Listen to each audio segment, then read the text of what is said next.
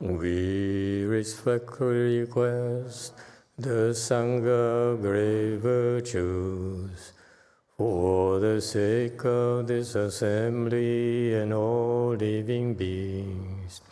Please turn the wonderful Dharma wheel to teach and guide us how to end birth and death, leave suffering and attain bliss, and quickly realize non-birth. Cung thính đại đức tặng thịnh, vì thứ pháp hội cấp nhất thiết chúng sanh.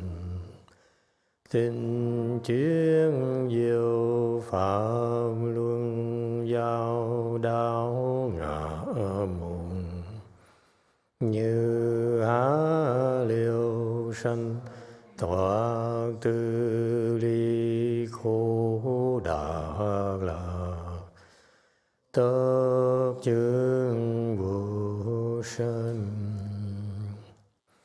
Homage to the Blessed, Noble, and Perfectly Enlightened One. Nam mô Sadanto Suchedo Ye Lahudi Samyao Sanputo Ye.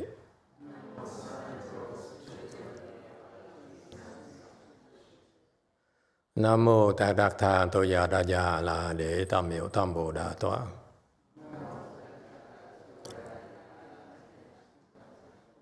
The unsurpassed, profound, subtle, and wonderful Dharma in 100,000 million aeons is difficult to encounter. Now that I'm able to see and hear, I will receive and maintain it. I vow to fathom the thus come one's true and actual principles.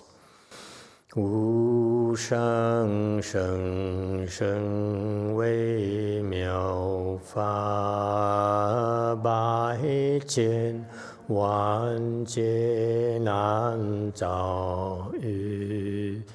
我今见闻得受持，愿解如来真实义。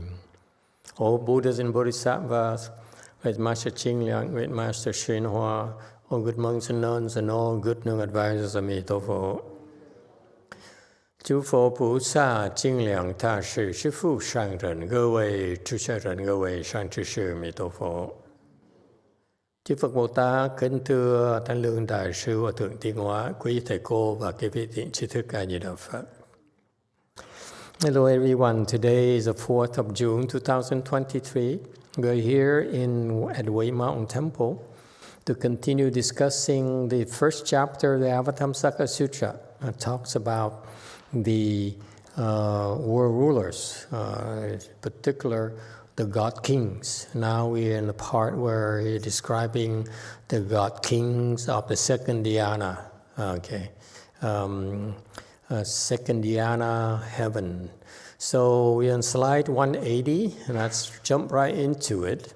Celestial king, sovereign, world ruler, gain a passage into liberation of enabling sentient beings to meet the Buddha and bring forth a treasury of faith. 世间自在主间王，得能令众生执佛，生信藏解脱门。Okay, 181.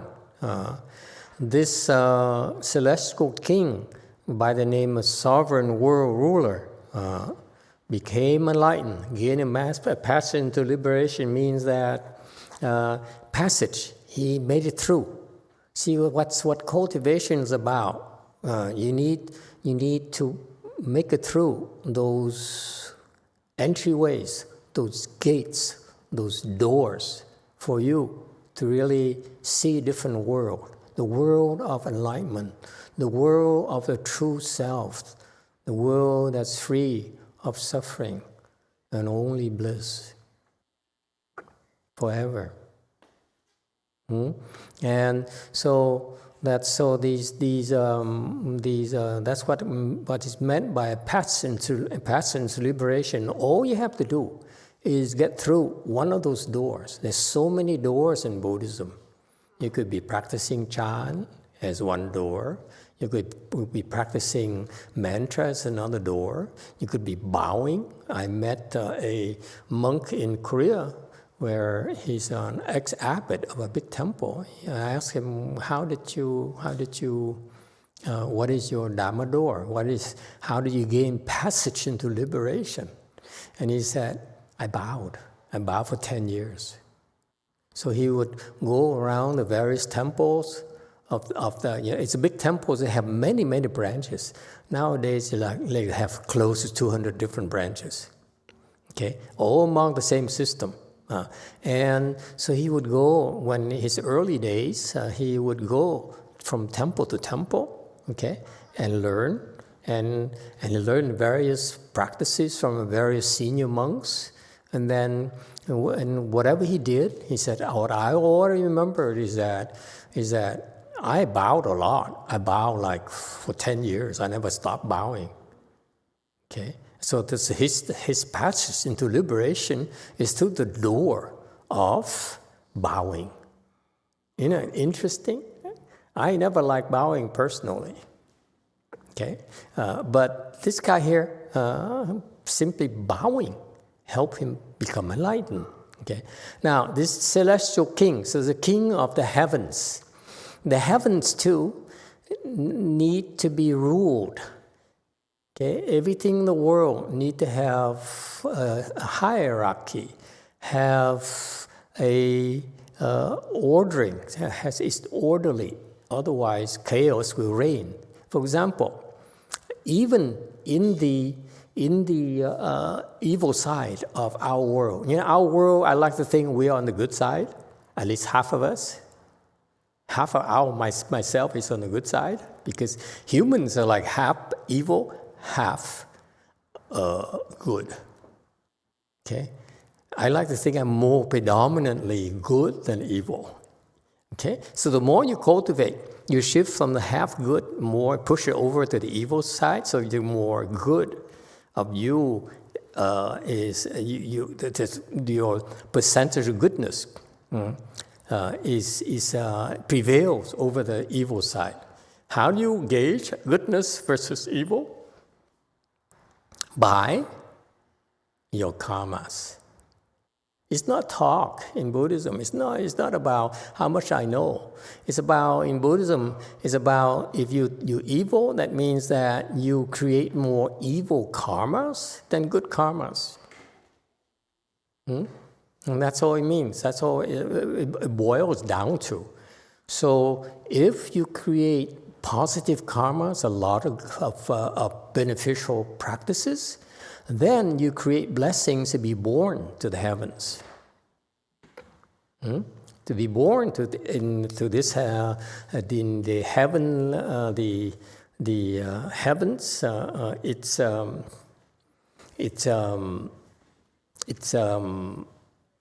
It requires doing the 10 good deeds. Okay, that's a primary means of rebirth to the heavens. You don't kill, you don't steal, and so forth. Those are the 10 good deeds. You don't lie, and so forth. Everything we do, when the good karmas we create, make a difference in the end. Okay, that's wisdom. Only the people who are confused would say, it doesn't matter, who's going to know? If I cheat a little, I go to Walmart and put something in my pocket and walk out. What's the big deal? They're so rich, right? So who cares? They won't even feel it. It turns out that like Target, I don't know about Walmart, probably would be worse for Walmart. Target claims that last year they lost about $1 billion worth of inventory shrinkage. Can you imagine? $1 billion of inventory shrinkage, meaning they cannot account for the inventory. And it takes people like me who say, oh, M&M chocolate. Okay, that's evil. Okay, don't do that. Don't do it like me. Okay, so because it carries some consequences. So that's why this Catholic king here, sovereign world ruler, he rules over the world, meaning he's very authoritative, and very much like the Catholic God in our world. It's not our world, it's the desire heavens. Our Catholic God is also considered a world ruler, a sovereign world ruler, because he would draw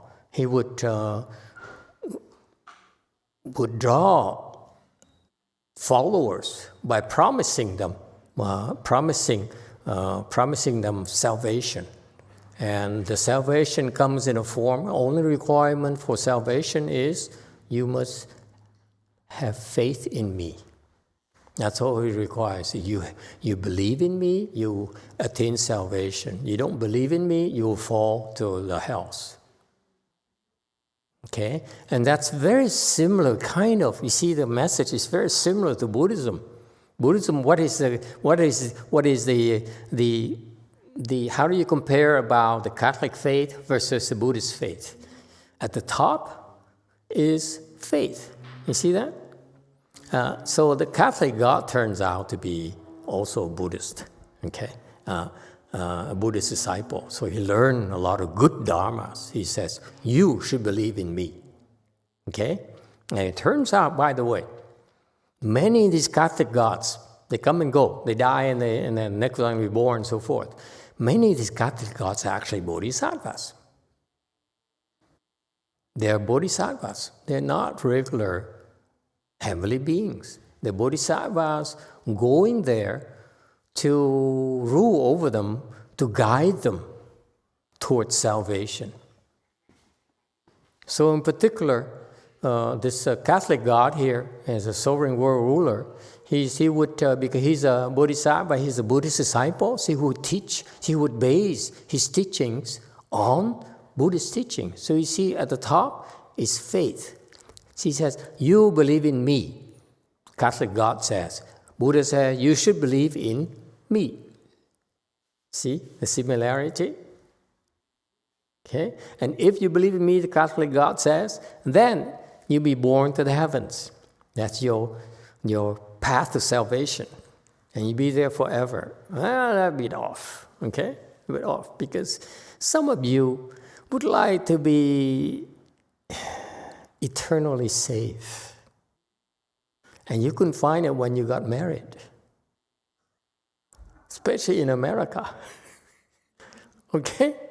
So what happened is that, so the Catholic God is very good therapist, I would say, psychologist. He says, people need salvation, they need to feel safe, they need to feel comfortable. So I promise them that. I promise them if they follow me, they will be there with me forever. Okay? Eternal life. Okay? What do you think? You see, I know the Buddhists really criticize the Catholic. Yes? He said, that's not true. Because we Buddhists says, there's no such a thing as eternal life. We all are born, we all will get older. All these wrinkles here on the forehead is a proof. Okay? And around here in particular, when you smile, you see crow's feet. With or without smiling. Okay? Is it too graphic for you? I'm warning you. My lecture is very graphic. You should listen to mine yesterday. We're talking about... There's nothing off limits as long as children are not around. Okay? So anyway, so the Catholic God says, come to me, I promise you eternal salvation. Okay? And so the people went. Same thing in Buddhism. He said, if you believe in Buddha, you will also attain liberation. How true is that? also true, my friends. Okay? In Buddhism, you believe in Buddha? In fact, for you to believe in Buddha requires a lot of blessings, a lot more than people realize. You believe in the Buddha, that means you have so many blessings, okay, that the Buddha says, with those kinds of blessings, your faith in the Buddha, then I foresee already that you will become a Buddha like myself. So faith in Buddhism is so critical. Don't be confused by the short-term chaos that you experience in your life. That's nothing. You live like maybe 80 years old. To be 80 years old, on average, maybe here in the U.S. is 71 for men, 73 for women, from what I heard, the last I heard. So, that's a very short duration. And Buddha says you need to think bigger, you need to think longer. And if you believe in the Buddha, and I have this Buddha eye, I see all those people who believe in Buddhism, in Buddha, they all became Buddhas. What he said is based on historical data from the past, the present, and he also can see into the future. He says, you're not a Buddha right now, okay? But because you're here, for example, Way Mountain Temple, can I quote the Buddha telling you that you all become Buddha? Wow! Okay? So it's true. The Buddha said, it's true because I've seen all these people in the past, okay? And they became Buddha, including myself. In the future, okay, you also become Buddhas. Okay, so faith is very important, and that's why in Buddhism we have this strong system that's based on track record, not just making you empty promises. Buddhists do not need your love and adoration. It does nothing for Buddhas. Okay, you come to Buddha's birthday, you say, okay, thank you. You give him a red car, Buddha said, is that all? Okay, that kind of thing. Whereas the God, he says, the Christian God, he says, you follow me, you trust me, and you follow me, you will be born and live with me. Okay, and so that's forever, eternal life. Now, what he says is not quite the way it sounds. If you believe in a Christian God who happens to be a bodhisattva, okay, he will use his blessings and his wisdom to guide you. Okay, in what way? To avoid falling, first of all. This is what most people don't appreciate enough about the Christian God. What he does, he says, if you believe me, you follow me, okay, you will not fall to the hells. You will not fall to lower realms. It is so important. In Korea, for example, we have so many disciples who came from the Catholic Church. Okay?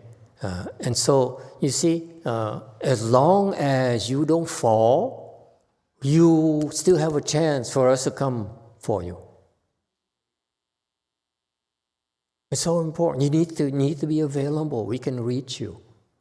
To go down to the hell to reach you is much harder, much more work. It takes a lot longer. We have Dharma to help people in the hell too, but it's not that easy.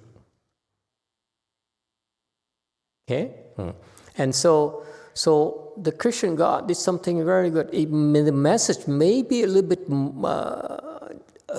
maybe debatable, whether it's about the accuracy of it, but the purpose is still very, very wholesome. Okay? He's trying to help his followers. That's very commendable.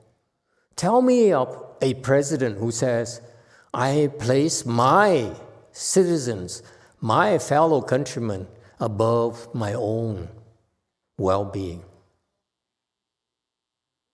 Can you name any president we have, any emperor we have in the past?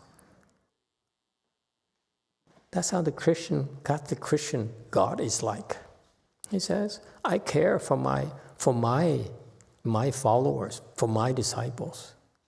I'm not trying to convince you to become Catholic, okay?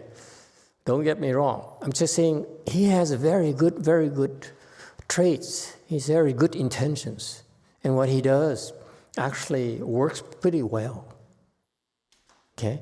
Because as long as you get to the heavens, you have a chance to encounter, and then when you go to heavens later in a subsequent chapters, he will then exhort his followers to cultivate, to practice meditation, to listen to the Dharma, to plant blessings, and so forth and so forth. He's the one who goes around and beat the drum and says, hey, get up, Xianchun, it's 4:00, morning ceremony. Oh, welcome, by the way. To a lecture. Okay. So he really exhorts his fellow gods and goddesses to cultivate. It's not like they only enjoy themselves. Yes, they enjoy themselves. But they also cultivate. So they're doing a lot of good. Because most of these celestial kings are bodhisattvas, mahasattvas.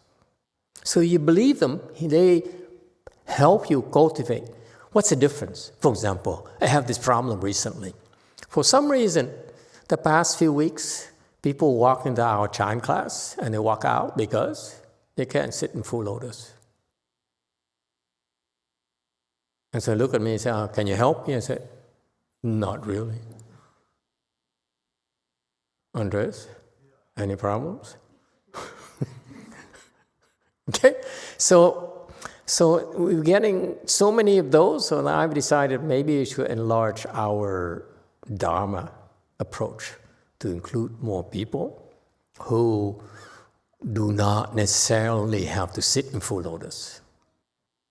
So from now on, in our beginners class, to start out with, are you paying attention?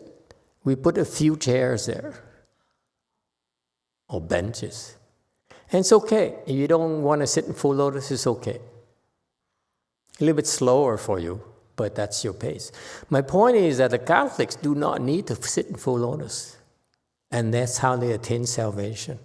We don't want to exclude them. In the past, I excluded such people. Now I don't anymore. And then gradually, if they're interested, they have the interest or the need in particular, then if they have really strong needs, urgent needs to learn full lotus, well, we can help them. Does it make sense? We should be more all-embracing.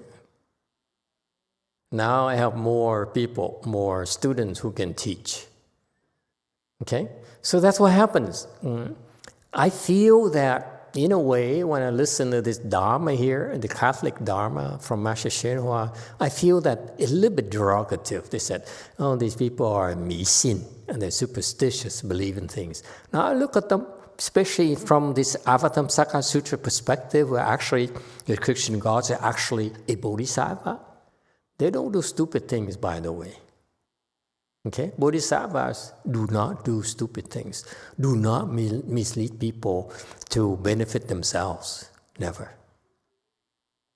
Okay?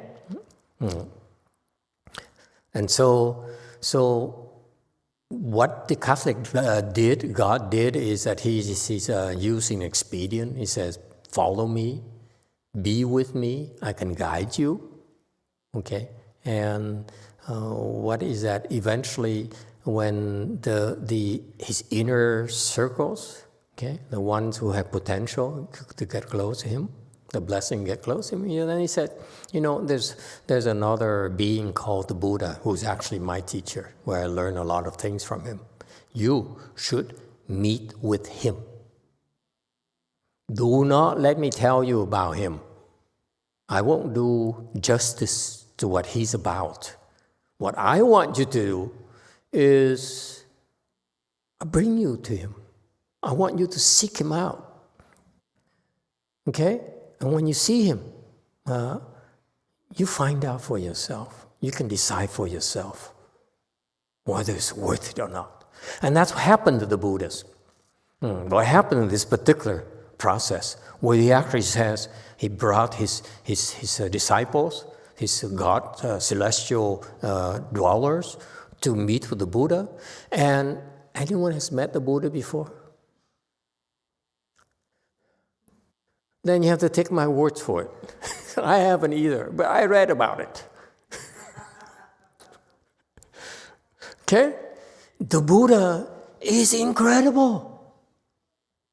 You meet with the Buddha, one look at the Buddha, even Bodhisattva look at the Buddha, oh my God, he is wonderful. Even Bodhisattvas, who have very high standards, mind you. I know you look at me and say, what kind of monk is this?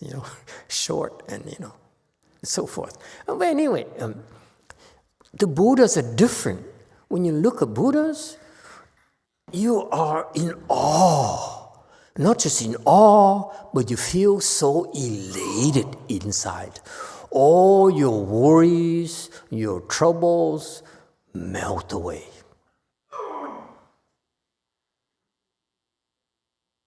That's right. Okay? I want to meet the Buddha too! Okay? So that's why this Dharma door is so interesting. You think that you need to teach, it's in the same context. And we always approach it, you need to sit in photos, and then I talk to you, I hold your hands, I guide you through this process. As of today, I'm telling you, this Catholic, this king here, sovereign world ruler here, what he does is that you follow me, be with me, trust me. When you trust me enough, then I pass you on to the Buddha. You're ready to meet with him. I will not pass you on to him until you're ready. Isn't that cool?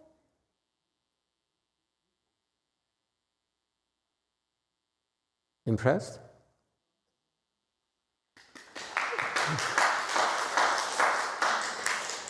Okay. I'm in a good mood today for some reason, so I forgive you. Yes, 9.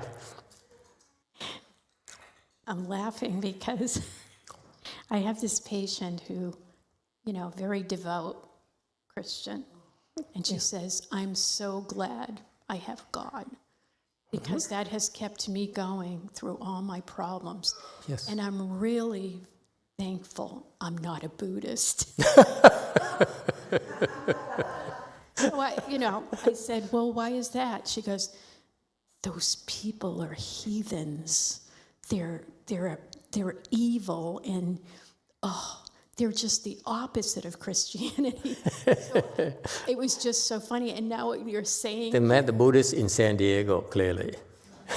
boy, is she in for a surprise. It's so cool, isn't it? But it works when you think about it. If you find someone like her, if God has someone follower who's like her, he says, God, I believe you. So if God tells him, it's time for you to meet this person here, I won't tell you his name yet. But take a look for yourself. Go see for yourself. And Buddha, I promise you, when the Buddha meets you, you think he say, hey, hello, what's your name? Oh, Victorina, I am Buddha. He doesn't do that.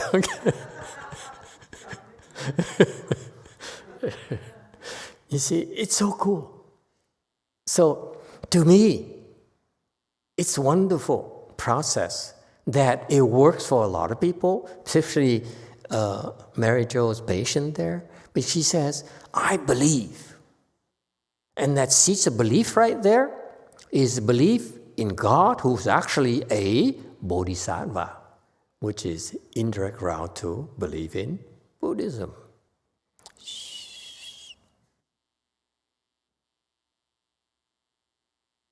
Okay? Does it make sense? So I feel that this Dharma is beautiful.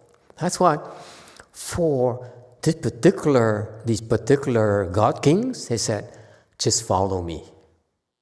Trust me, follow me. And eventually, I will lead you to the Buddha myself. It works. And I feel, I apologize to Christian God and so forth in the past because of the way I learned from a Chinese master. He used to be, a poor beggar, and he repaired a temple, dilapidated the temple, and got 32 people to help him out. They all become gods, and the Christian God, heaven, and so forth. I always said, wow, this guy have a lot of blessing but no wisdom. I'm learning through these sutra. It's not the way it appears. The world is wonderful. You should keep an open mind. It turns out to be very effective. His Dharma, again, is indirect. He says, follow me, and I lead you to the Buddha. That's the Dharma door. Yes, sir, Diego.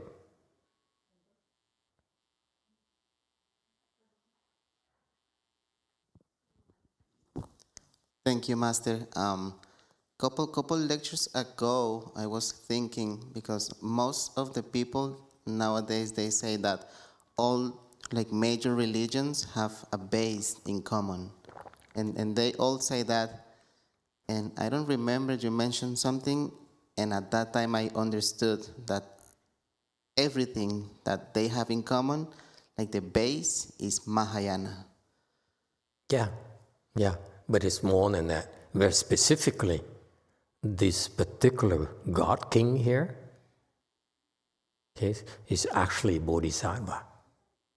So everything he does over there is based on wisdom. For example, let's speak about something concrete as a point of reference. Remember Pope John Paul II? He born to Poland, and he led a life as a layperson and became a monk and, whatever. I don't want to go into his personal life and whatever. And he became eventually an archbishop, and then he got elected as Pope. And what they did, what he did is that he made a lot of wholesale changes to Catholic Church. One of which is how to canonize their saints. He changed it. He sped up the process. He named a lot of saints. Okay? And he's actually turns out to be a second ground Bodhisattva. He turns out to be Bodhisattva. Praise the Lord. Hello. Is that the words of God? Okay? So it turns out that he's a Bodhisattva. Now he's dead, I can tell you. He's a second ground Bodhisattva. And that's why his disciple, what's his name? Benedict II. Yes? He's? Oh, yeah. Is he dead? Oh, no, he's not dead yet, huh? He just passed away? Okay? Fourth. He's the fourth. So that you see, it's quite a step down from John Paul II to fourth. But you see, because this guy here, Benedict II, is actually a follower of John Paul II, a supporter. Okay, he's always close to John Paul II. You can tell those people who are close to him, they're no ordinary people. All of them. And also what impressed me about John Paul II is that he instituted something called a College of the Pope or something like that, where he handpicked the next generation of Catholic leaders. And he brought them to Rome. and put them in this college where he oversees indirectly their training, their formation. What does it tell you? He invested in the human resources for the Catholic Church. How are you going to grow unless you train them? Companies cannot grow unless they have the human resources development. See that? So it's not, the Bodhisattvas come and help out a lot, not just the Catholic Church. I'm sure, whether it's Qigong, I know some people in Qigong are actually Bodhisattvas. Some people in Tai Chi are, no ordinary Tai Chi martial artists and so forth. The Buddhists, they do all sorts of crazy, the Bodhisattvas do all sorts of crazy things along the same line here. He says, eventually, I want you to remember this.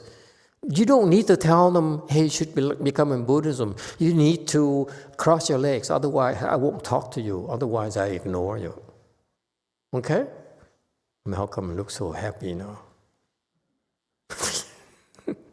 Okay? So, this is the Dharma door we're talking about. He says, I want you to place your faith in me, and I will bring you salvation. And he's doing it indirectly by helping these people meet to the Buddha. And the Buddha does his magics.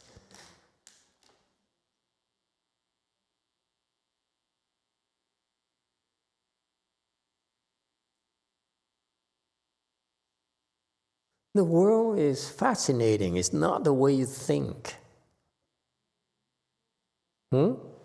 Do not be like, I'm Buddhist and you Catholic, therefore you're no good. No, the Catholics are actually Buddhists in disguise, as San Diego says. Saint Diego, I mean. San is saint in Espanol. Okay, all right. And bring forth the treasury of faith. Okay. What is treasury? Anyone? You are English. I'm not. I'm not American. At least not with the kind of food I eat.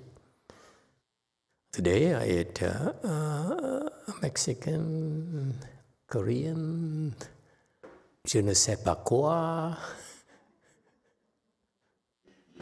Yeah? Anyone? What is treasury? Yes, Malcolm. Oh, yes. Sorry. Go ahead. The white beard. Thank you, Master. Treasury could mean a collection of very valuable items. Very good. What else? Yes, Malcolm. Is this the same thing? Master, is it related to wisdom? Like how there's Dharma Treasury Temple? Does that mean Dharma Samadhi Temple or something? I like to think that way, but it's not. Okay. Treasury. Treasury is the word. Zhang, that's from Chinese, which has the meaning of containment, a container. Treasury is a container, a store, a place of store, okay, where you accumulate things. Not just store, where you accumulate things. And you also, from there, you also have treasury, also you have a production, okay? Treasury is actually, you produce, you create. It's not just store, it's not a container, but also it produces. Okay? So what does it produce? Produces faith, produces merit and virtue. So that's what in the Buddhist context, treasure of faith here is that the faith that these sentient beings who are able to see the Buddha all of a sudden bring forth this incredible sense of faith or belief, okay, that are able to unlock the incredible potential they have in them. They bring forth all these wonderful capabilities they have. Very much like here at Way Mountain Temple, the way we unlock your tremendous potential is how? How? 显法. How do we unlock your tremendous potential? By the way, now she's a second stage Arhat already. This one is so fast. They used to laugh at her. Used to laugh and say, you come so slow and you're low. Master said you were very low. Yeah, it's my fault. And they used to look down upon her and say, what do you know? You're speaking nonsense. And now she caught up with many of them. Now you can go home and laugh at them. Huh? Yeah? So what did I ask her? I didn't want to remember. Sorry? Yeah, how do you unlock your potential? How come it's so fast? Jung look at how happy he looks. My God, usually when I look at him, I can't stay awake. Master was so boring. And now I talk about his Korean friend. I mean, the Koreans are very Korean. They're so protective of each other. Anyway, so how do you unlock your potential? I don't know, just Here, our temple. You observe us for months now. You've been immersed in it for months now. How do you think we unlock your potential? I don't know, just I follow to other Sunim and masters. Okay, anyone else? Always a safe thing to say, follow your good no advisor. She learned her lesson, yes. Anyone else? How do you unlock the potential? Xian Shun, don't look like that.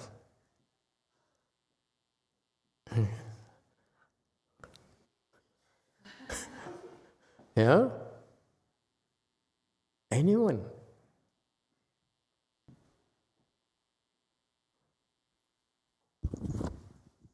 Yes, sir, Brady.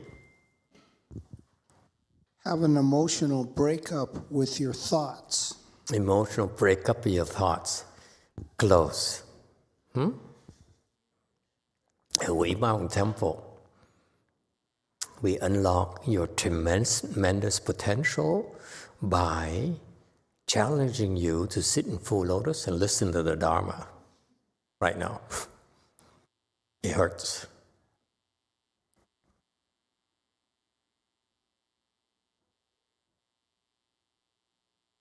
Okay?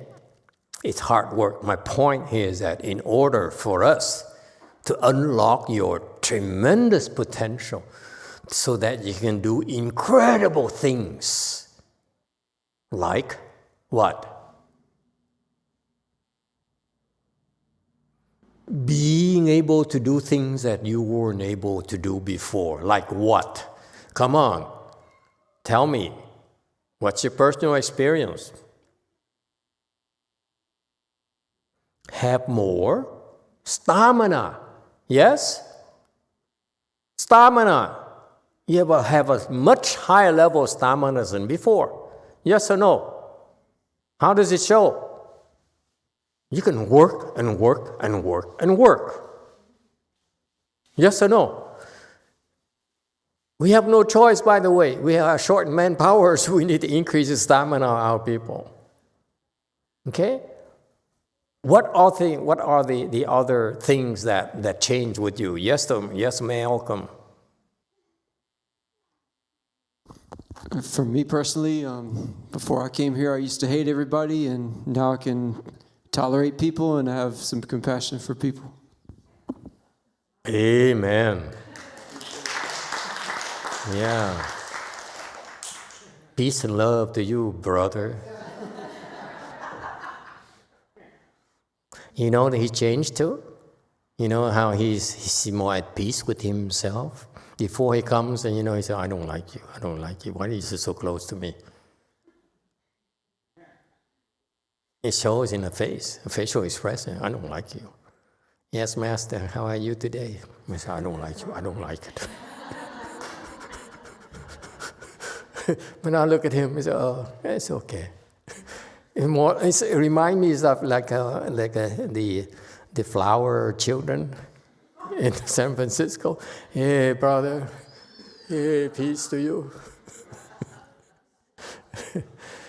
Okay? You notice see, he finds, he sees a difference in him and himself. Yes? Yes,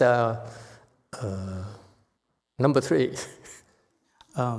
My afflictions have lessened, particularly my mental illness. You bet. Congratulations. Yes, yes. Mm-hmm. Wonderful. Yes. Your mental illness is not as rampant, not as severe. Okay? So it gets better. As you improve, it gets better and better and better. Okay? Anyone else? Along the same vein. Your physical illnesses are also lessened. Okay? Yes, go for it. Number 4. And have you... Hello, Master, thank you. So now I have the courage to do things that I fear to do. You have what? Courage. Courage. Courage? Courage. Courage. So I'm not afraid of doing the things that I used to be afraid of. Oh, courage. Oh, yeah. Why didn't you say so? I got you. The courage. You become fearless. You're more confident. Oh, yeah, that's nice. Yeah, not as fearful. Very good. Anyone else? How about more humble? Because Master keeps on beating up on you.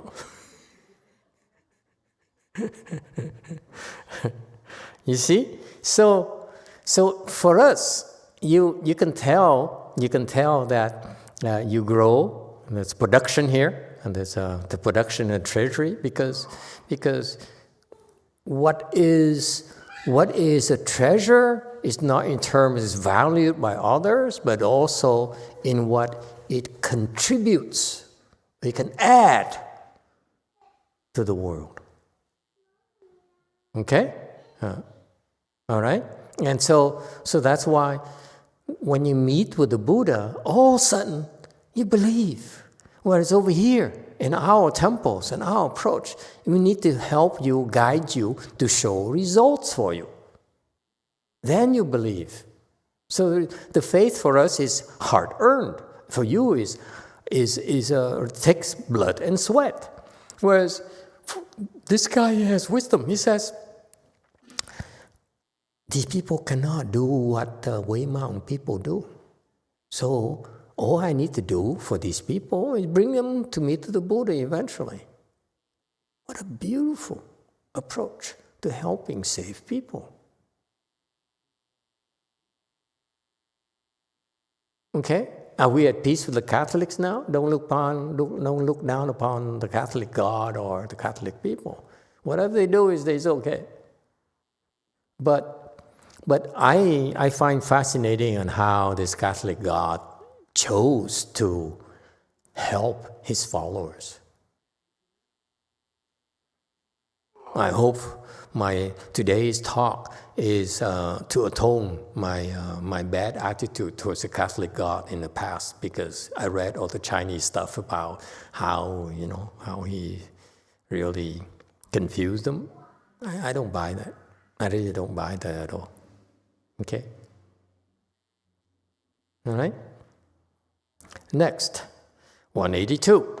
Celestial King, comfortable blazing light, gain a passage to liberation of enabling all sentient beings to become joyously faithful upon hearing the Dharma, hence gaining transcendence. 光焰自在天王，得能令一切众生闻法信喜，而出离解脱门。Okay, 183, commentary. When with this particular translation of the English translation, they often use the word comfortable for 自在, which is a Chinese, came from 自在. And zhu zai is not actually comfortable. Comfortable has a self-seeking kind of thing. I'm comfortable here. I don't want to move. I'm very comfortable.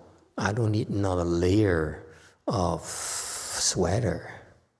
Okay? I'm comfortable here. I don't want to meet anyone. Okay? Comfortable here actually is from 自在, meaning that he's at ease, easygoing, if you will. I prefer easygoing or at ease than comfortable. But, in deference to the good work these people did in translating this impossible sutra for us, okay? But, so all I'm asking you is comfortable when you read this comfortable thing in English on this particular sutra, it means at ease. At ease is a beautiful concept, Buddhist concept. You're at ease. It's not about like natural to set. You say, I'm no longer afraid to do things. I'm no longer afraid or judge people like Malcolm. Malcolm hated people. Now he embraces them, so he's more comfortable. I mean not comfortable. More at ease. If you're not quite at ease yet, what is the word? Relaxed. Okay, you're more relaxed.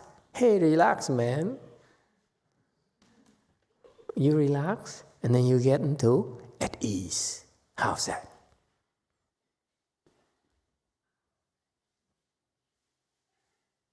If you have faith, you'll be more relaxed.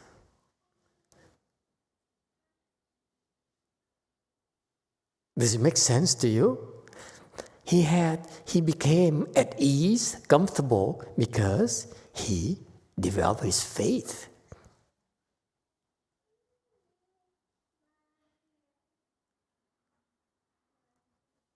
His faith. When he heard the Dharma, he says, wow, now I'm no longer afraid of what's going to happen to me. Make sense? I talked to someone recently, very, very recently, and she asked me, well, I have, cancer. And it's been a while, and it's kind of deadly cancer that people die from. And it came to me a long time ago, a year, 2 years ago, and she said, I'm dying. I said, okay, so what do you want me to do? He said, I don't want to die. I said, okay, don't die. What do you want me to do? And he says, I heard that you can help people with cancer like me. I said, yeah, I looked out a few times. He said, so what do I need to do? I said, you do this, do that. So she tried that, and she tried other approaches as well. Okay, and she came back and said, okay, you don't have to do the other things, but it's up to you. He said, it's your life, it's your time, and just your stuff, so you do your things. So I said, but you don't have to worry, you're not going to die. Okay?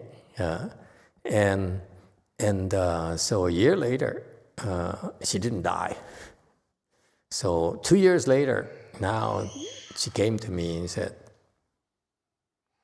my doctor giving me prescriptions of medicine, and it really drains me to fight my cancer. It really drains me. I feel tired. I have no energy. What do I do? I said, you have a sick body. What do you expect? Huh? Your body got sick because whatever the condition, it took a long time to get there. For you to undo, it's going to take some time. It takes some suffering. Okay? You're sick because you're supposed to suffer. So if you don't want to be sick, you take the medication. Medication does its thing, so it will make you sick from medication. So that's a form of suffering right there. Okay? And so she said, I mind you, it's been almost 2 years now. And so she said, but, so you don't want me to stop taking medication? I said, no, have faith in your doctor. Okay, doctors are there, they're doing their jobs. Be more grateful, be more respectful of their expertise. You have to trust them, you have to have faith in them. Okay, and then she looked at me and said, but you never gave me anything special instructions to help me with my disease. I said, we've been telling you to come to the temple. I've been telling you to recite mantra. I've been telling you to recite Buddha's name and cross your legs and meditate and so forth. That's not special instructions. My point is that people struggle because they don't have faith. Okay? This celestial king here, he became at ease, he has self-mastery, because he learned from the ultimate Dharma. They enable him to relax and say, oh, now I understand things. I no longer am worried about my future, about things that have been bothering me. Okay?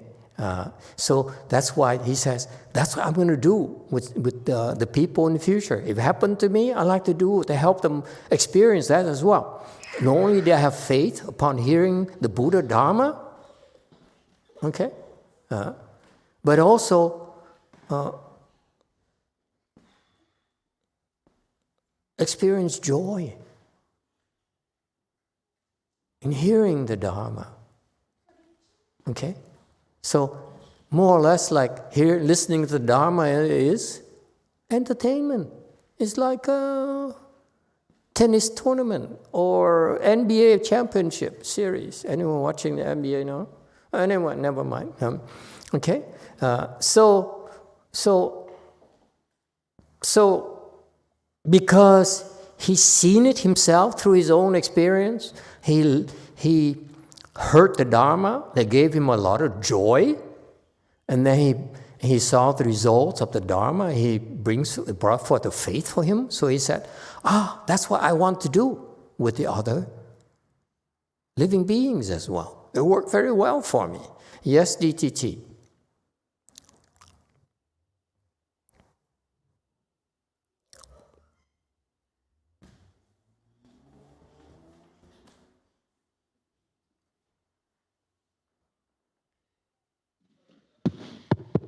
Thank you, Master.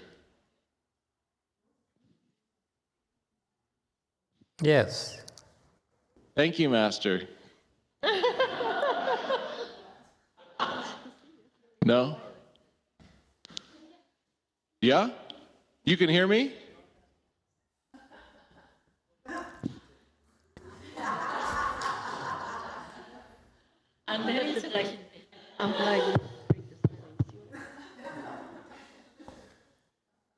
Hello? Hello? Yeah, we can hear you. Oh! Are you there? Are you there? Wow, look at that. Such a world traveler. Yesterday he was here, and today he's there. Thank you, Master. I'm trying my spiritual foot.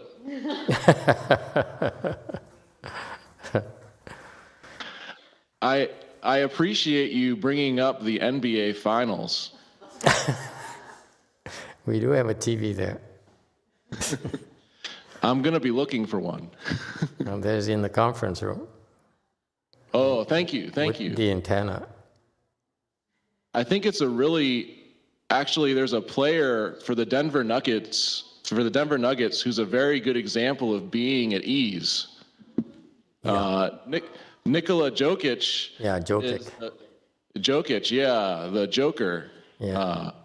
He's like 7 feet tall, not very athletic. Yeah, slow. He lets the game come to him. Yeah. And he's very at ease passing to his teammates or scoring. Yeah. And I think it's a very good example of what you're talking about. Yeah. With Celestial King, laid back, blazing light. Yeah, that's a great example. Once you've seen the benefits, you see the results, you understand where you fit in, you become comfortable, you become at ease. When you have the big picture, you've seen the big picture, and you say, oh, that's how things work. Now my mind is at ease. The reason people's minds are not at ease because they have a lot of questions that are unanswered. So when he listened to the Dharma, this God King, he said, oh wow, not only is it kind of fun to listen to the Dharma, how insightful, but also it gives me answers to a lot of questions in my mind that no one could tell me before. Anything else? Yeah, I think Nuggets in 4, a full sweep for sure. I think Jokic is so at ease, he elevates his teammates.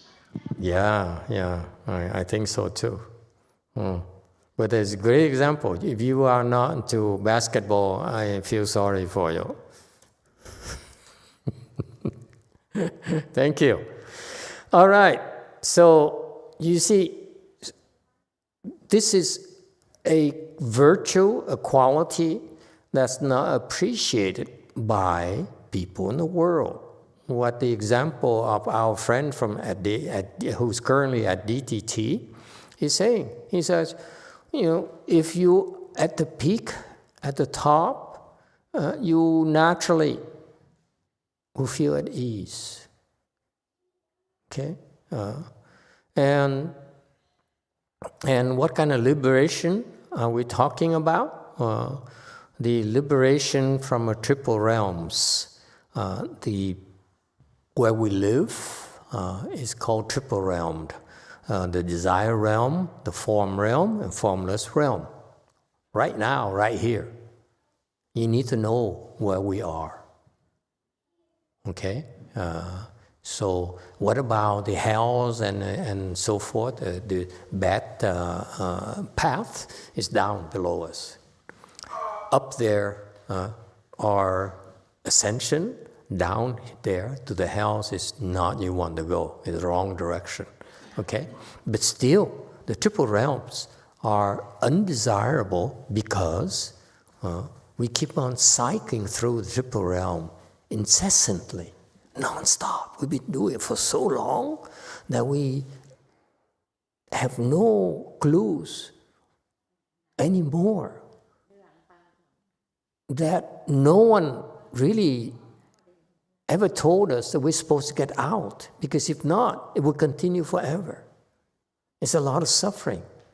Our world, Saha world, means can endure, can run. Saha means can, translate into Chinese, can run, is capable of tolerating it. So what is it what makes it special in our world is that we can tolerate pain and suffering. So that's why, as a side note, okay, because your DNA is such that you're capable of enduring a lot more than society wants you not to believe. Your endurance potential capacity is so high, so impressive. And yet, And yet somehow we're conditioned by society, by especially the learned people. Intellectual people said, no, you're supposed to avoid difficulties. And that's what the different approach we have in cultivation is the exact opposite of the worldly things. In our world, let me remind you, this morning I thought of it, and that's why I complimented Master Xianjie and said he's been with me for over 10 years. It came in early days, and he's been struggling a lot all these years. And I tightened the screws more and more and more and more. I don't know if he noticed that. But it's a side. It's besides the point. The point is that in order for you to improve, okay, you have to endure more suffering.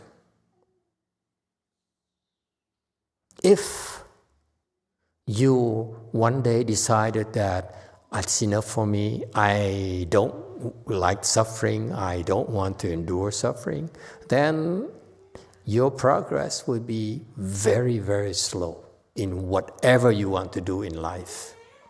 And this is, to me, is a fallacy of worldly thinking. He said, let's avoid suffering, let's avoid difficulties, so that to the point where a lot of my disciples, when they got, let's say, to third stage arhats, for example, and they said, wow, I'm so cool. Master says I'm third stage arhat. But then, why is it I'm suffering more than before? Before, my problems were not as intense as right now.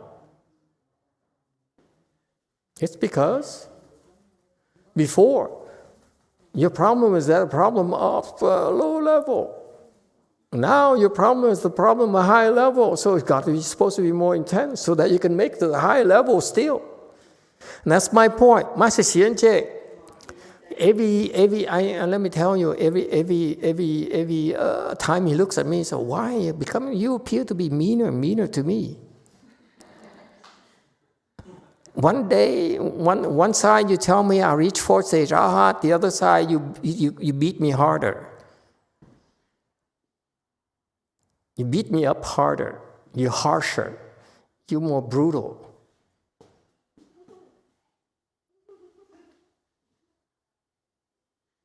What is the real you? It's not about me, it's about you. Remember, our world is Kanran. You're capable of enduring. And that's what our patriarchs are doing. They know you are capable of enduring. That's why we tighten the screws on you. So you can do more and more and more. That's how you unleash your potential. Nothing you can't do. As long as you are willing to endure more and more of it. If, let me tell you, those you are weak, and too many of you, if you're weak and you find it very difficult to endure, what do?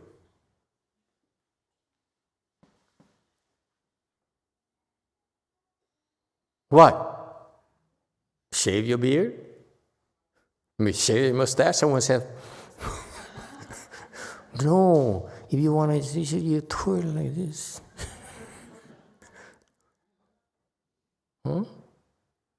If it's so hard for you, so unbearable for you, what do? You cry. It's perfectly okay to cry. Oh my God, it hurts so much. This is too hard for me. Okay, I can't take this anymore. It's too much. And once you release it, find a corner, cross your legs. And endure it. And you see the magic of our Dharma doors, of endurance. You endure it by crossing your legs. best way to endure it.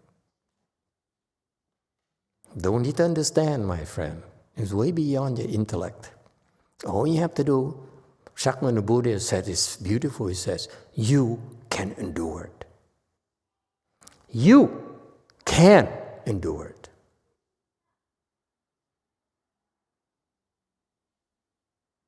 So, Xianfa, for example, is new to us. It's been like a week so far, right? See, he said, oh my God, life at Wei Mountain was so pleasant. Wait until, beyond the honeymoon period. Then you all have to endure. And you can endure. Okay?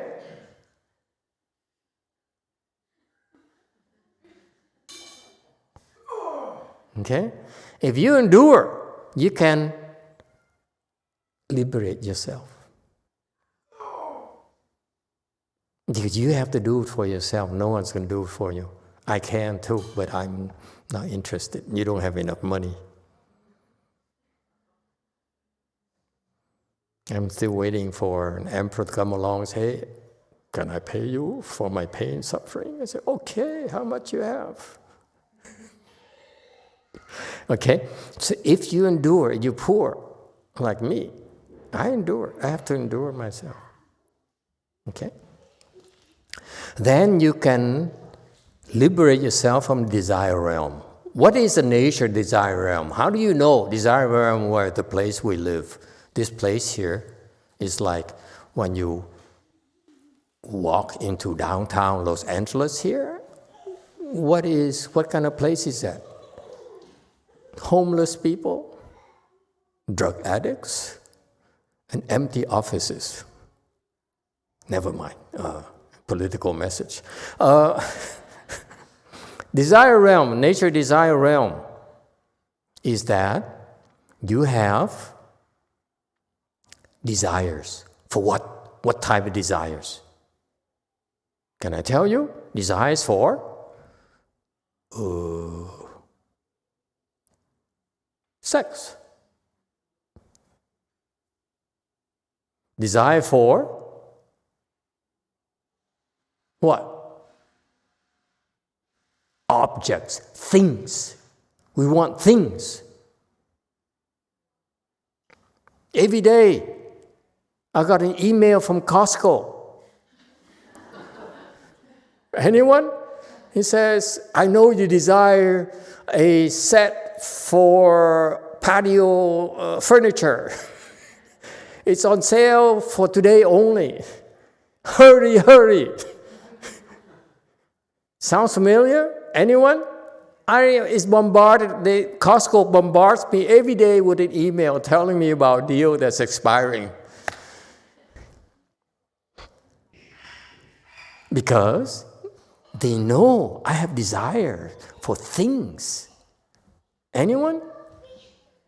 Unmet desires, by the way. All right? Desires for, think this thing is kind of interesting, that you guys are so proud of. What desire are we talking about? Not Chinese-speaking people, do not steal my thunder. Okay? What kind of desire? Okay, Groucho.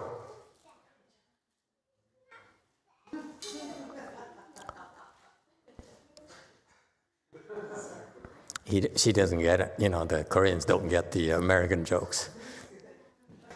Okay. Someone gave her a link to Groucho Marx movie. Give the Koreans a link on YouTube or somewhere, Groucho Marx. Okay? That's when I look at him, I say, hey, Groucho. Yes, sir. Desire for thoughts. Desire to think. You like to think. You sick people.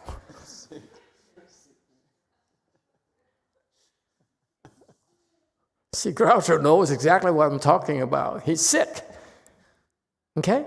So, in the desire realm, the three kinds of desires, what are they again? Look for yourself. Look into yourself. Never mind about, don't look at Lily. What kind of clothes she's wearing. It's none of your business. Okay? What are 3 desires you have in the desire realm? Sex, things, and thinking. Isn't it fascinating? That's what we are. That's what we do. Huh? We're looking for, we want to buy things constantly. At Costco for myself. You know, people used to laugh at me. I used to laugh at, they said, and again, I have no commercial relationship with Costco yet.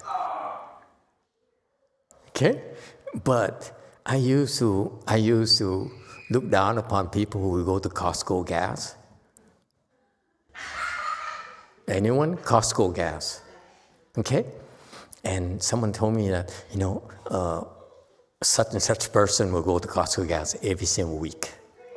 Okay? You time it, put it into the schedule. And I laughed and said, wow, what a cheapskate. My God, I can't stand such people.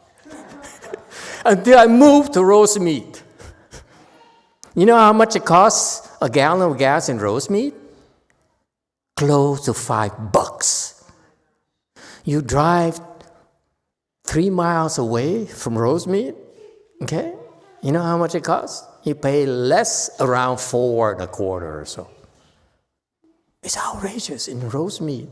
So that's why I said, as long as I'm in Rosemead, I only go to Costco gas. See, Costco is my kind of place because it has a lot of things I want. Cheap. Never mind. Anyway. Yes, DTT. The Koreans are bored and say, my God, Master is so American. Thank you, Master. Yes. There's a famous Cuban American that comes to mind. I think he said it best to describe the 3 desires. Yes. He says, first you get the money, then you get the power. What? Then money, what? The women. The power? Second power? Okay. First you get the money, then you get the power, then you get the women. God, disgusting guy. No class.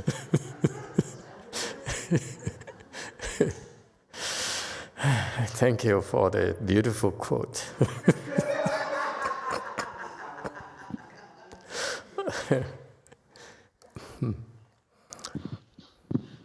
That was Al Pacino in Scarface. For those of you who haven't seen that movie, it's a wonderful American film.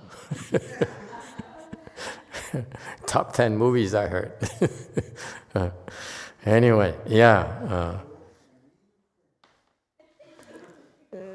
I can't top that. Now we can take the rest of the afternoon off. Yeah, I can't do better than that. Al Pacino. Yes, 9. Master, I was driving the other day and there was a Desire truck in front of me. And on the back of the truck it said, that thing you've been wanting, it's in here. It was an oh, that's low. It's so low.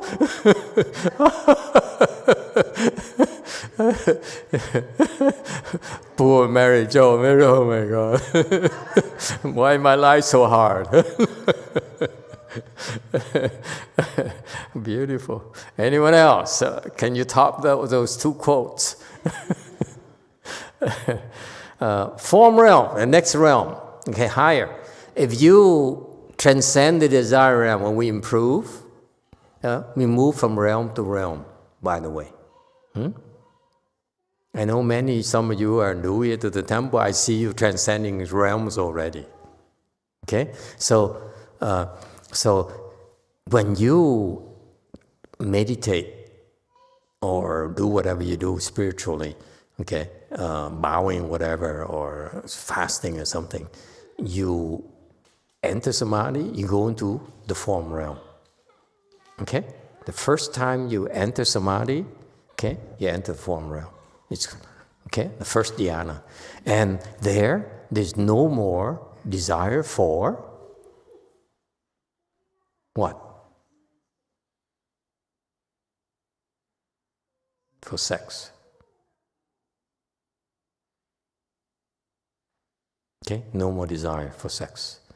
Okay, and then you improve, and then eventually you break through the next realm called the formless realm.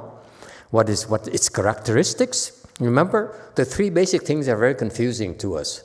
Desire for sex, desire for things, desire truck, okay, and desire for thinking. Yes?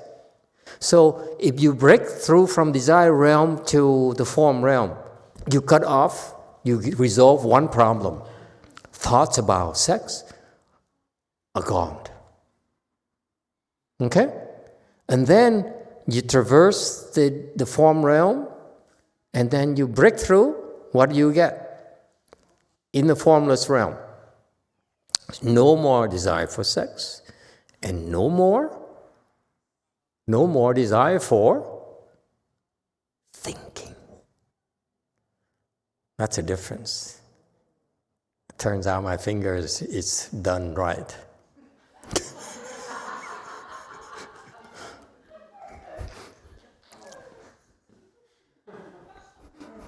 I looked out, it's not planned, okay? If I could have done the other order, I'd be in trouble right now.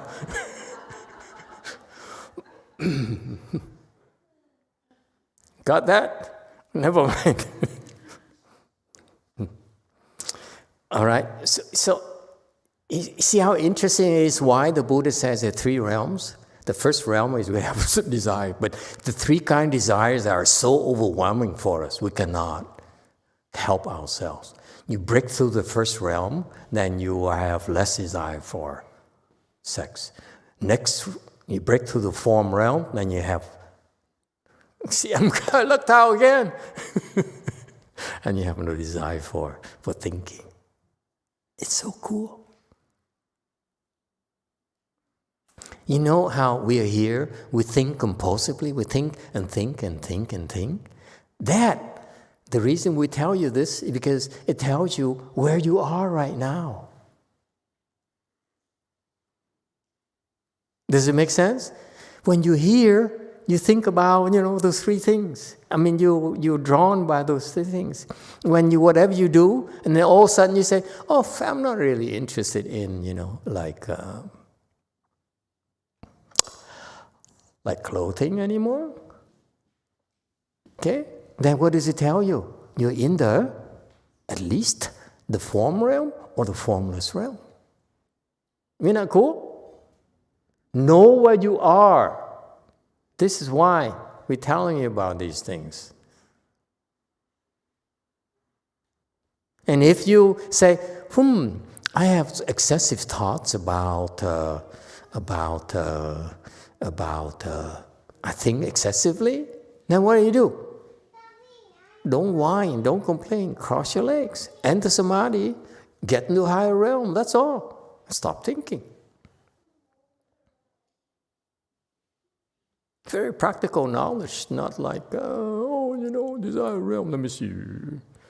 No, it's about what this knowledge has helped you use to remain in control of your life. If you worry a lot, what is that? How do you stop worrying a lot?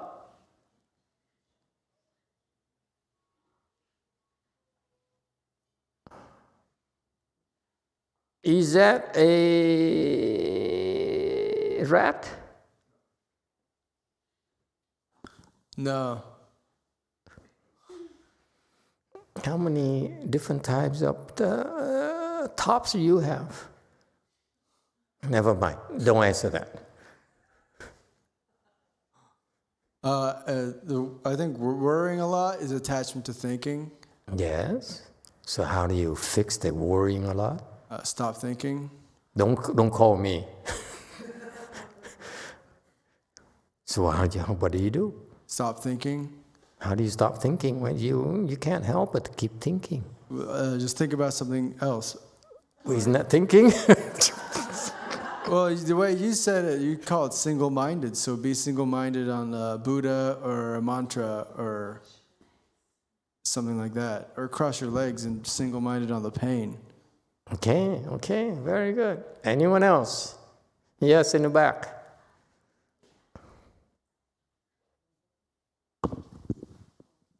Thank you, Master. By having faith? Having faith? No. You meditate, you cross your legs. Or if you have skills, you enter samadhi. You find, for example, you can't help it. You say, oh my God, why? What's going to happen to me? What's going to happen to my life and so forth, right? You worry. And you see, and the ordinary people, what do? They say, I don't know, let me have a drink. Let me go exercise and tire myself. Yes? What about you? You have another option. You cross your legs and say, I'm going to enter samadhi, get out of range, go a different realm where I don't think anymore, which is the formless realm.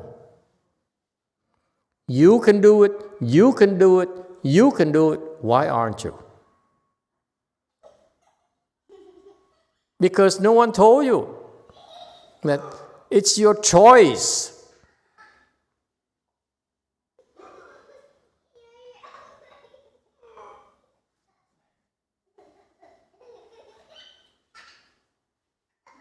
Is it clear? All right? So, yes, one. Master, if the form realm, it seems like you're no longer a victim of your desires. So what's the formless realm? Is it when you can enter samadhi at will? And when you're in the formless realm, you no longer are harassed by your own thoughts. You're too smart. Smart people have this predicament. They're too smart. They said, if I don't get it, if I don't understand that, I don't believe. That's called self-imprisonment, self-entrapment. They think too much. Okay? All they have to do is go to meditation, some form of meditation, and they go in the form realm, the formless realm, they don't think anymore. Okay? That's all. It's that simple. The reason you think too much is because you're in the wrong realms. All you have to do is meditate. Your thinking will become less and less and less and less and fewer thoughts. That's what happens when in Hinayana practitioners, they go to a forest, they isolate themselves, so there's no one else to bother them and say, hey, would you like to go have a drink? Would you like to go watch an NBA game with me and so forth? Okay. People disrupt you constantly, so they go somewhere else, they sit there, and the thoughts, but first they have thoughts about sex, about things, a desire for thinking, okay? And then they sit there and they say, but then few things, no more TVs, it's no more telephone, no more text messages, and so forth. And pretty soon they get into form realm, and they set some more, and then suddenly they say, okay, I have nothing to worry about. What is there for me to worry about? I have no more mortgage payments. Okay? And then, all of a sudden, no more thoughts, fewer thoughts. Okay? So naturally go into formless realm. You see that? That's what they do.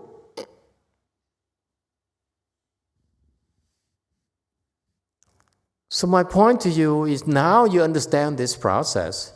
Do you still feel you need to go to isolate yourself in a forest? When you go into the forest, it's no longer in front of you. There's no desire truck in front of you to tempt you. You know what I mean? Yes? Because soon you see the desire, oh yeah. Well, for me, it's an email from Costco. I have to check every single day. I said, no, I don't want this. Okay? You see my point? No one bothers you, right? Out there. No email, no phone calls, no text messages, no advertising. So you're not tempted. But here, you're tempted. So what do? You cross your legs and isolate yourself from the temptation. You don't need to be physically away from society. You understand the difference? When you're with your family, have fun with your family, love your family, have a good time in your family. That's nice. But when you go to your own room, you meditate, you can cut it off. You don't need to go away. That's us. You have the best of both worlds. You can live a normal life that you choose, of your choosing. Like Malcolm, before he says, I don't like people. Only certain people I like. Most of them I don't. So what did he do? He avoided people, yes? Only came to talk to certain people. Okay? But now, when he's with you, he says, I don't like her, I don't like him. I don't like him even more. And what does he do with those thoughts? He says, let's not think about it. He's able to do that because he's in the formless realm.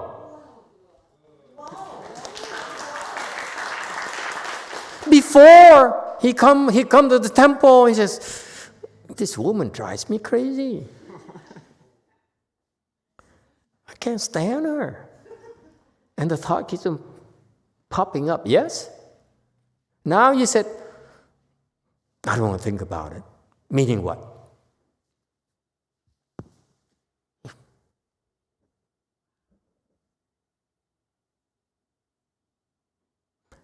I'm talking about living a normal life. I'm not talking about you having to cross your legs all the time. He can eat lunch with you, and he says, I don't like you. And he says, when Malcolm said, I don't like this person sitting in front of me. And he said, but he can say, let's not talk, let's not think about it. That's what he does immediately. It stops. That's what each and every one of you can also do. It's so cool. I only teach you to cross your legs now to develop the skills faster. That's all. The faster you get there, the sooner you can do like him. That's all. You understand now? If you invest in hurting, in enduring the leg pains, you get up there faster so that you have more control over your life.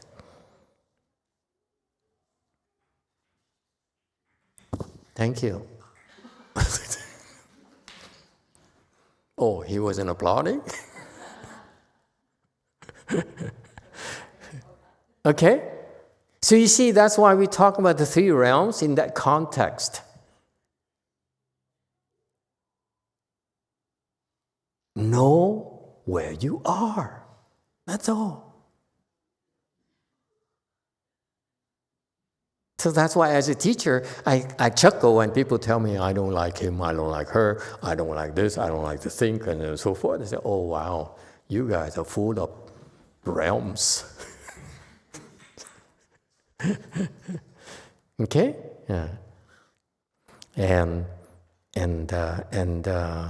it's kind of cool that you can learn and have enjoy yourself hearing the Dharma and develop faith. Okay. Next, 185. Celestial King, joyful contemplation of the transformation of dharmas, gain a passage into liberation, of entry into all bodhisattvas' taming practices, which are as boundless and infinite as space. 乐思为法变化天王，得如一切菩萨调伏行，如虚空无边无尽解脱门。Okay, 186, commentary. When you hear the word contemplation, okay, contemplation is meditation. So far, so good. When I learned, when I first started this spiritual path, I heard the word contemplation a lot, but no one really could tell me what is contemplation, what is it about. Okay, and several years later, when Bodhisattva told me, contemplation is contemplation. What do you want to know? What is it you don't understand? Okay, contemplation is to meditate. Meditation is learning how to contemplate. As your meditation skills improve, you can contemplate better and better and better and better and better. Okay? So Chan is a very good way to learn how to increase your concentration skills. Okay? And what does he contemplate? Transformation of dharmas. Okay?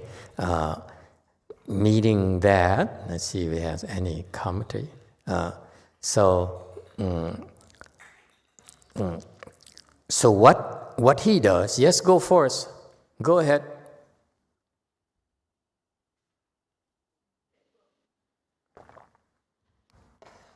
Sorry, Master, on the previous slides where we talk about the formless realm, I think the slide may have a problem. It says formless realm in the Chinese, it says there's no sexual desire, no material desire, there's only the desire of thoughts. Is that? Oh, I'm sorry. You're right. You're right. Thank you. You're right. They're still stuck on thoughts. So if you want to get out, you have to go beyond formless realm. You're right. Chinese person. So let me correct myself. Thank you. Thank you for pointing it out. So in the formless realm, you still are attached to material things. Okay? You still want possessions in the forms, let's say, like hoarding or new purses, or forth, new jacket. Yes, sir. 3.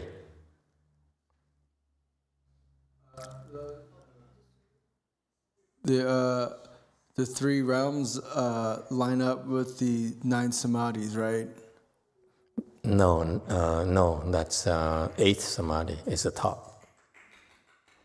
So the non-Buddhist practitioners, they don't know how to stop thinking, except us. Right, but what I mean is like the first 2 or 3 samadhis would be desire realm, and the next ones would be form realm. Yes. So how does it align? Like, is the 1 and 2, samadhi 1 and 2, desire realm? Desire realm is 0. 0 samadhi. Meaning people want things galore. And then the form realm is 1 to 4. The first 4. It is a form realm. Actually form because they're quite attached to form. Okay? And the formless realm is 5 to 8. In order for you to reduce thinking, you need to go into first stage arhat. You have fewer thoughts. Second stage, even fewer thoughts. Third stage, even fewer thoughts. Fourth stage is 9. It's no thoughts. Thank you for pointing it out to me. It's an oversight on my part. I apologize. It should not have misled you. Okay? So in order to stop thinking, you have to go into the arhat range, the sound hearer range. All right? Okay. And so this guy here excels at Chan, okay? Because he contemplates, and the contemplation here, when you contemplate in the spiritual practice, there's a certain joy, okay? A certain, not just joy here, but actually bliss. The translation is a little bit not up to par. Le here means bliss is not joy. Okay? So here it should be called Celestial King blissful contemplation. Because when you contemplate, it's no joy there, but there is a bliss associated with the contemplation. So that's why, for example, the meditation practitioners, they love to go to a place like in New York and pay $40 to sit for an hour. So because then they sit for an hour, they enter samadhi and they feel blissful. They like it. Okay? So this is from natural derivative of meditation, is you feel blissful. Okay? So when he contemplates, he feels very blissful, not joyful. If you would like to correct it, it's better to, this is important here, it's not joy, but bliss. There's a difference. Okay. So blissful contemplation. So the contemplation brings about bliss in them. They feel good about themselves. No need for alcohol, no need for anything. Okay? It's kind of cool. Reward. Okay? What is he contemplating? He contemplates transformation of dharmas. Transformation dharma meaning that dharma is a thing. This thing here transformed to something else, and then transform to something else, transform to something else, and round and round and round and round. Okay? Things transform, get transformed. Okay? One thing can be transformed to another. For example, friendship. Friendship can be transformed into what?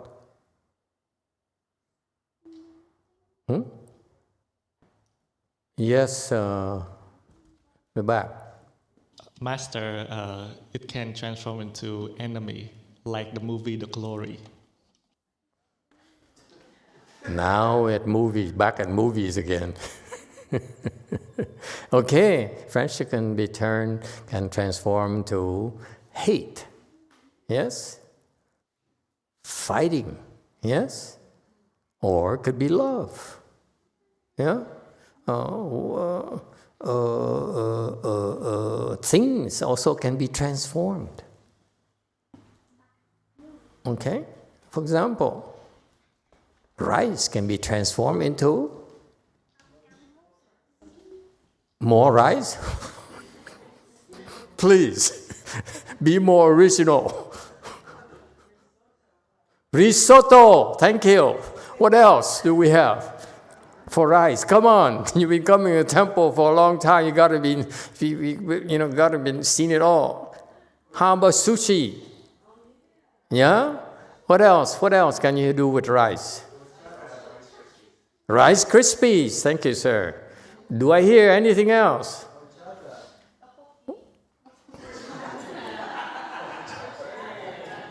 What? Horchata? What's that?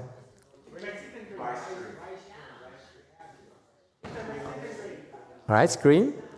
Oh, I should try that. Do you have it at the temple?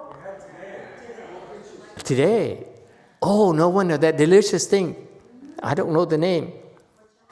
Horchata. Is that Mexican or? Yeah, I know, that special dish there. The white thing. Okay. Yeah, that's good. Okay, so you see, the rice can be transformed. Things can be transformed.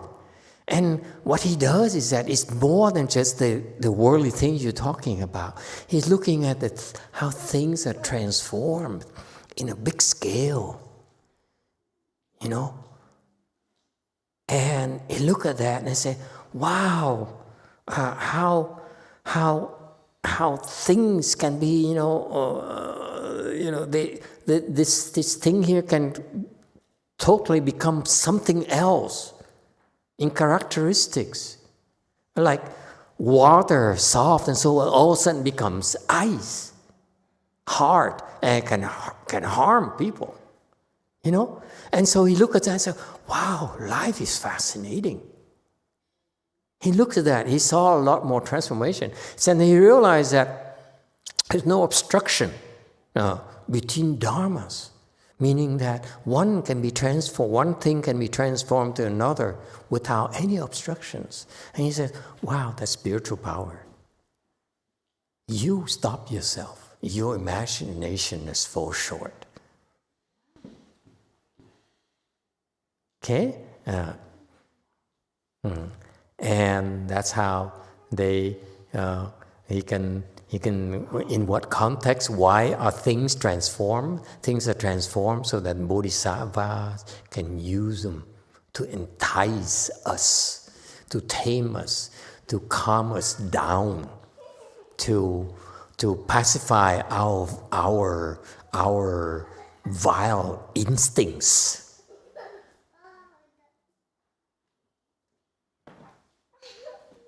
Okay? And that's why the Bodhisattva has these taming practices that are endless. Okay?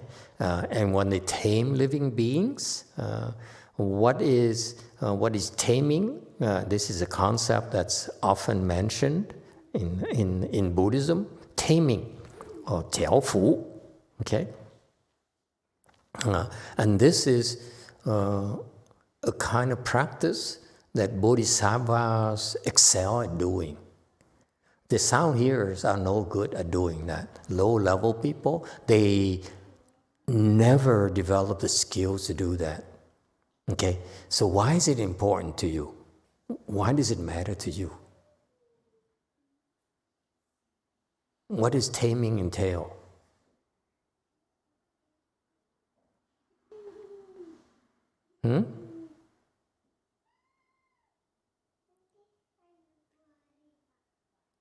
Yes, in the back.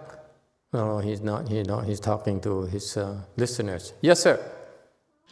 Master, last time you introduced the concept of Dinto. It's stopping and reason it is like the thought. When you have to stop the thought and then you imprison it. Later on, it will grow the wisdom. Is that similar to taming? That's a form of taming, but it's more than imprisoning. Okay? Taming is that you take something wild, like a wild horse. Okay? He will not listen. And then you ride it. And it throws you off. And keep on throwing you off. It's so graphic. You've seen those videos, those clips, right? When a cowboy needs to break in a new horse, a wild horse, he puts on a saddle and the bridles, and then he jumps on top and then, yee-haw! And the horse keeps on throwing him out, it climbs up, glides him again, until the horse gets tired, and guess what? He stops throwing him, accepts him. And that's what taming entails. The bodhisattvas need to ride us, and we throw him out and really hurt him. It's very dangerous. If you try taming a wild horse, you could get killed. It's very serious business, folks. Why you women, men see the sun on her face and you're not doing anything? You don't mind it? Oh, you seek it. You're trying to get a partial tan?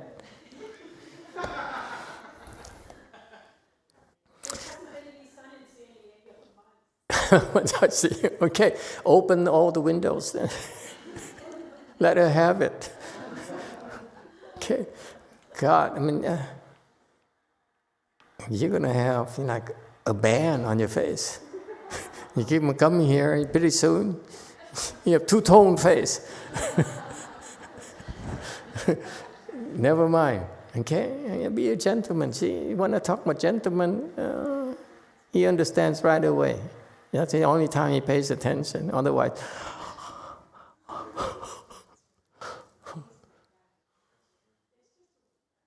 yeah. So anyway, so the taming here is kind of cool imagery. I want you to understand that the bodhisattvas, when they tame us, it's not like a casual thing. They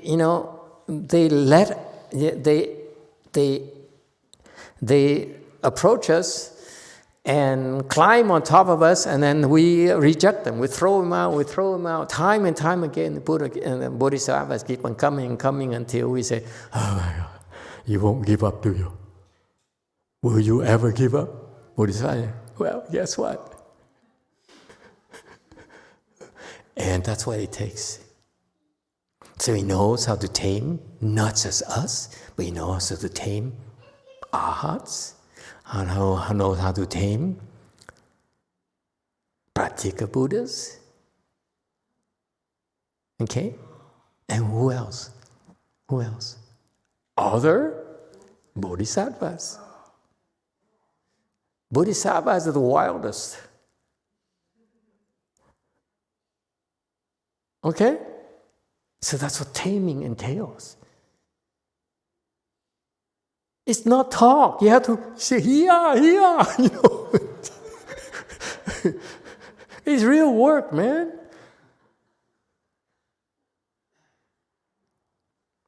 Jae Hyung says, oh man, it's like Buddhism is so much work. I thought it would be peaceful and happiness. No. That's what the joy rides. It's going to be joy ride.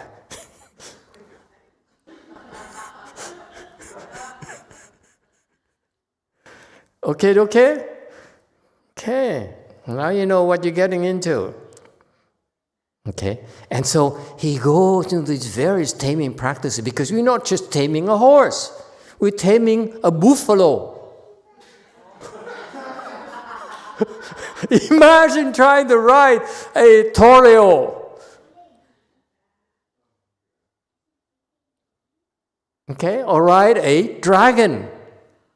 Huh? Game of Thrones is nothing yet. Anyone saw Game of Thrones? I know that my disciple in San Francisco is, my God, Master is so knowledgeable. All good TV programs and movies. Game of Thrones. Anyone seen Game of Thrones? It's about dragons.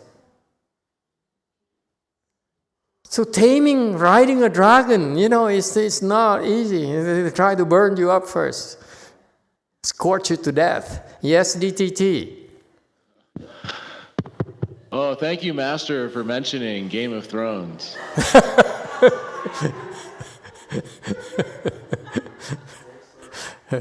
You're welcome. Especially the new series House of the Dragon. They have the young lords who are dragon riders. Oh, yeah? Oh, sorry, spoiler alert. Are they streaming? Yes, you can find it streaming on Discovery Warner Brothers Max. Oh, Max. It's not HBO Max anymore. It's now just Max. Okay. Yeah. But in House of the Dragon, even the young lords who've been bestowed a dragon, and they have a dragon, they have a mount, and they ride their dragons, they're not in control.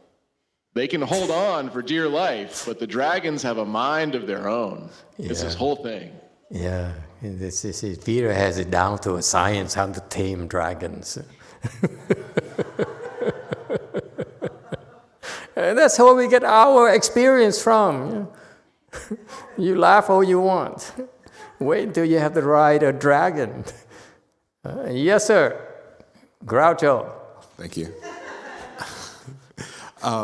Is asking bodhisattvas to tame us something that we should be doing?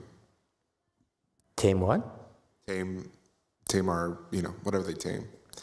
The worst kinds are, it's not the dragons. The worst kinds are the human minds. It's not even demons. Demons are nothing.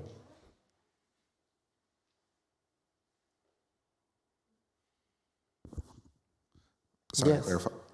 to clarify, like, should I be asking Guan Yin to tame my human mind? Guan Yin cannot do that. Guan Yin has better things to do, man. You ask for it, you walk right into it. Yes, sir, in the back. It's like, Daniel, stop asking me those stupid questions. I say, can a Catholic become enlightened? I say, hell no. You're the only exception at Wei Mountain Temple. Yes, one. Thank you, Master. I was reading a book of Master YongHua, and there was a quote that he said that even reviving dead people was easier than taming human minds. Absolutely. The humans are the worst kinds. It's not the demons, let me tell you. Demons are just like childish to compare to you, some of your minds. I mean, you're so crooked. Okay? Why is that? How do you think bodhisattvas overcome the demons? Because they're more demonic than demons.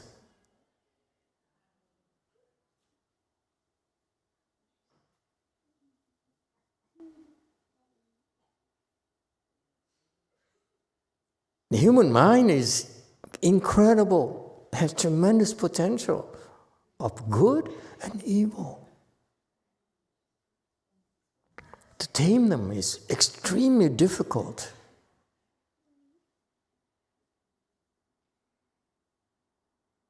There's Catholic, there's South Carolina, there's Colombia, there's Groucho, there's Mr. Korea, and there's Graybeard. I mean, oh God, each one of you is like a big mountain to climb.